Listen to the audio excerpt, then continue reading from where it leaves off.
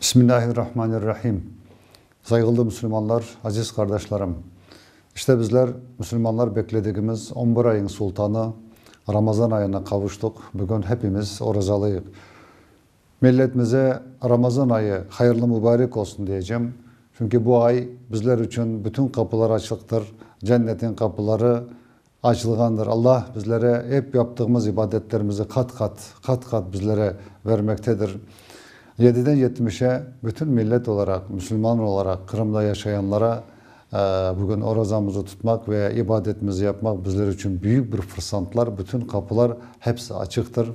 Buyurunuz hepimiz Ramazanımızı, orucumuzu tutmalıyız. Elbette Ramazan ayındaki ettiğimiz ibadetlerimiz bizler için Allah-u Teala mükafatını kat kat vermektedir.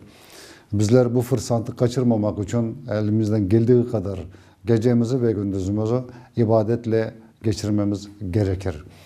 Allah bizim burada yaşayan bütün toplumumuza, ana vatanımızda yaşayan bütün toplumumuza Ramazan ayı orucumuz hayırlara vesile olsun diyeceğim.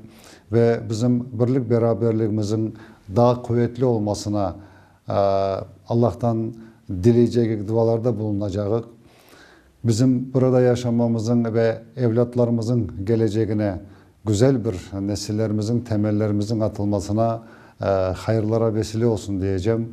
Elbette ki ve sonunda da Ramazanımızın sonunda güzel bir bayramımızı yapmak Allah nasip eylesin ve Kırım'da yaşayan bütün insaniyete ve toplumumuza, hepimize bu Ramazan hayırlara vesile olsun diyeceğim.